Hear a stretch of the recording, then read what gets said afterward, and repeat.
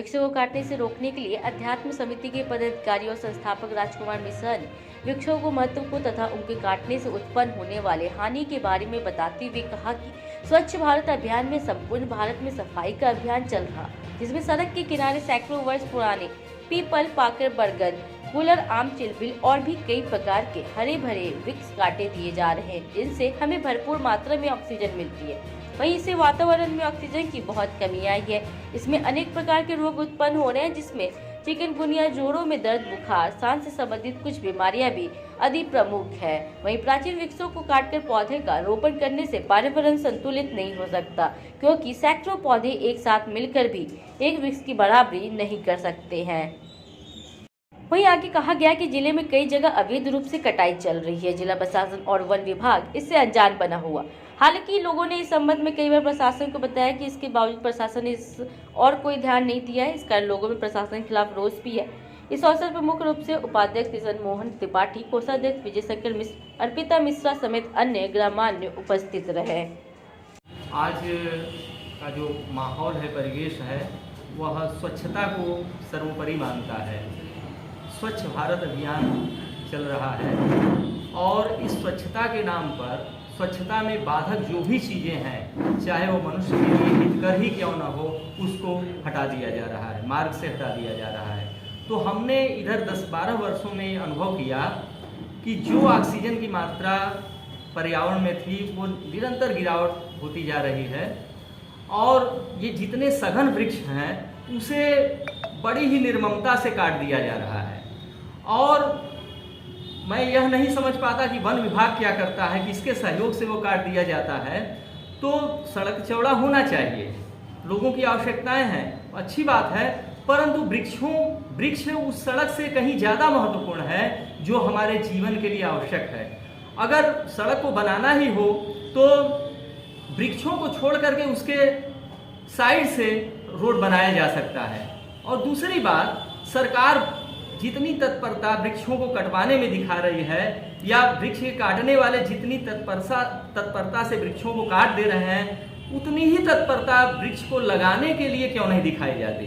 मैं ये सरकार से निवेदन करना चाहता हूँ, बड़ा विनम्र अनुरोध करता हूँ कि आप हाईवे के दोनों तरफ वृक्षारोपण हेतु जमीन अधिग्रहण करें और उसमें जो प्राचीन काल से भारत में वृक्ष लगाए जाते थे, जैसे पीपल, पाकड़, बरगद, गूलर, आम, जामुन, नीम, इन वृक्षों को लगवाएं। और दूसरी बात, एक क्रम से लगवाएं, जैसे पीपल के बाद पाकड़, उसके बाद बरगद, गूलर, आम, इस क्रम से यदि लगाएंगे तो बीच का कोई भी वृक्ष नष्ट होगा तो तुरंत जाना जा सकेगा कि बीच से वृक्ष गायब हुआ है। इसलिए उन पौधों को लगाएं। और दूसरी बात, जो सरकार हजारों या लाखों पौधों को वृक्षों को काट करके करोड़ों वृक्षारोपण करा देती है, इससे केवल और केवल तत्काल में ये अनुभव होगा कि सरकार बहुत प्रयास कर रही है, परंतु उसका यह प्रयास बिल्कुल असफल होना है, निष्फल जाना है। क्योंकि एक वयस्क वृक्ष जो 100 वर्ष पुराना है, 50 वर्ष पुराना वृक्ष है, उसकी बराबरी हजारों पौधे मिल करके भी नहीं कर सकते।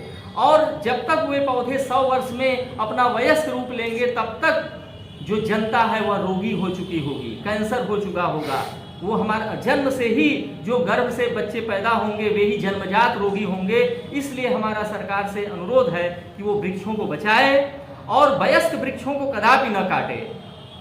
हाँ, जहाँ पर कैंटोनमेंट क्षेत्र है, जहाँ सैनिक छावनियाँ हैं, उन लोगों से मैंने परामर्श किया कि आपके यहाँ हरियाली कैसे सुरक्षित रहती है।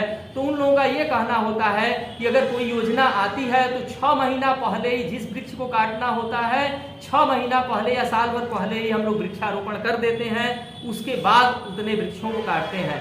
तो मैं सरकार से यह अनुरोध करना चाहता हूँ कि आज का यह कार्य भविष्य में रिजल्ट परिणाम देने वाला है। आप जो भी कार्य करें 5 साल के लिए नहीं, बल्कि 100, 200, 500 साल के भविष्य को ध्यान में रखते हुए कार्य योजना बनाएं। आप पर्यावरण को लेके आपने क्या रणनीति बनाया है और क्या संदेश आप देना चाहते, जनता से क्या सहयोग और क्या संदेश देना चाहते? देखिए, हम जनता से यही कहना चाहेंगे कि वो पर्यावरण के महत्व को आत्मसात करें।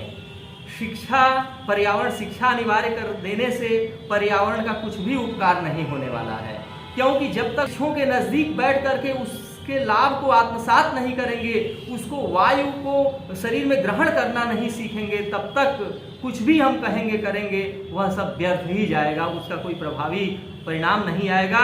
इसलिए मैं जनता से अनुरोध करता हूं कि वो वृक्षों के नीचे बैठ करके ऑक्सीजन को ग्रहण करना सीखें, क्योंकि ऑक्सीजन को जब ग्रहण करने में समर्थ हो पाएंगे तभी हम यह निर्णय ले पाएंगे कि यह वायु शुद्ध है अथवा अशुद्ध है।